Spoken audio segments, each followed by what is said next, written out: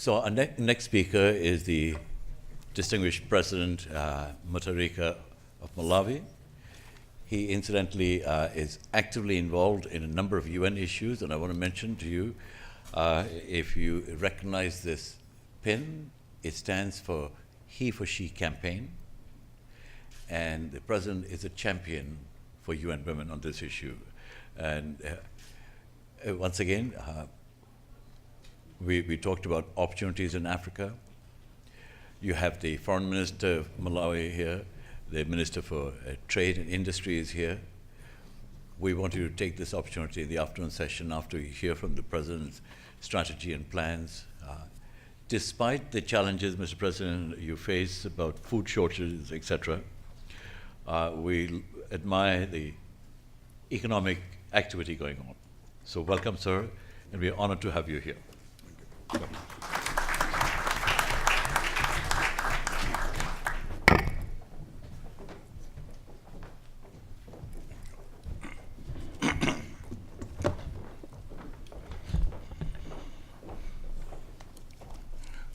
Your Excellencies, first of all, I would like to take this opportunity to express my sincere gratitude to our host, Thomson Reuters, for organizing such a strategic and informative event for the African heads of state and government.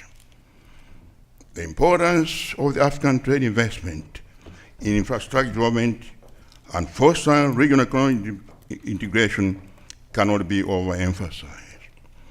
Although the African continent has made positive strides in market integration through trade liberalization within regional economic communities, intercontinental and regional trade remains dismal compared to trade in other regions outside Africa. This underperformance is largely attributed to a poor state of transport infrastructure and limited investment in infrastructure development. You may wish to know, Your Excellencies and distinguished gentlemen, ladies and gentlemen, that this situation has led to poor linkages among African countries and limited industrialization on the continent. For this reason, Africa has continued to export raw and semi-processed products to markets outside Africa.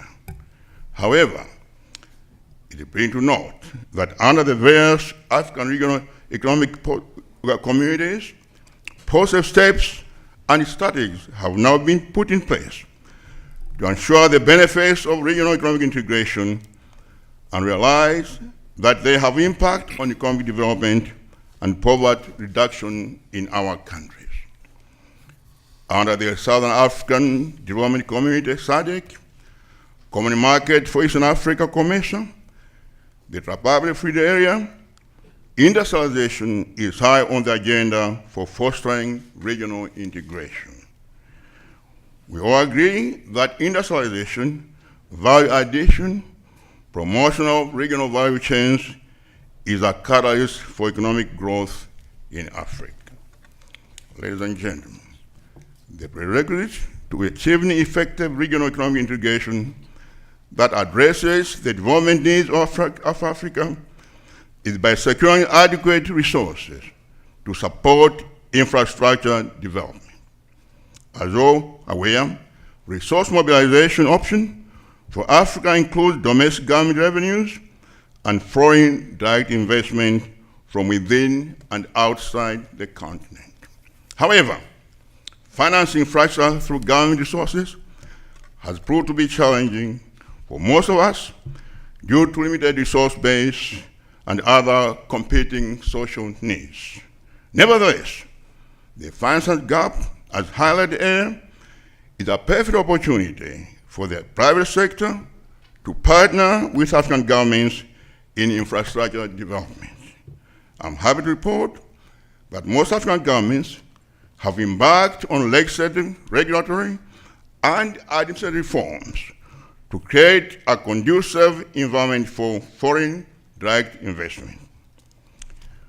You wish to note that my government as in this case with other governments, is aggressively implementing these reforms, among others, streamlining business registration process and enacting laws that are investment friendly.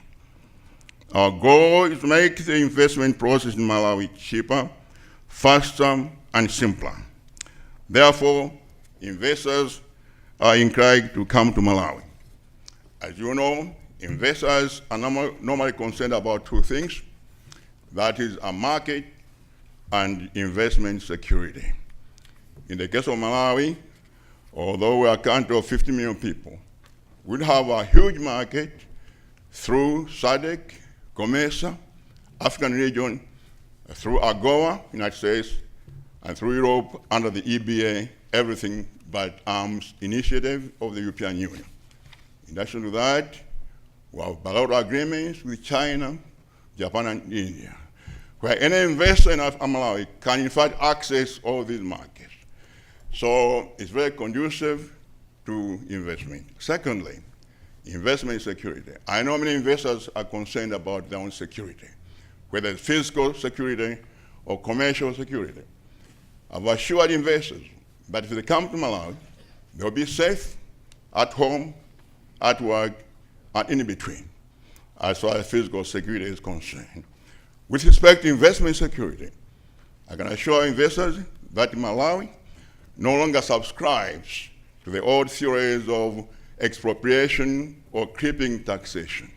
We'll make sure that your investment is secure when you come there. We have a well-established system of rule of law, and we have international instruments, including ICSID and others, where if there are any disputes, you have recourse and you have made sure that your investment is not jeopardized. So the atmosphere is very conducive, and the private sector is very welcome in Malawi. As a matter of fact, I think I'm the only president in Africa, probably, who actually selected a running mate from the private sector who was not even a politician.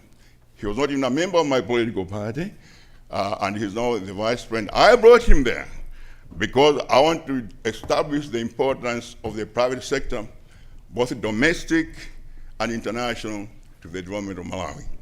With these words, let me thank you for listening. Thank you.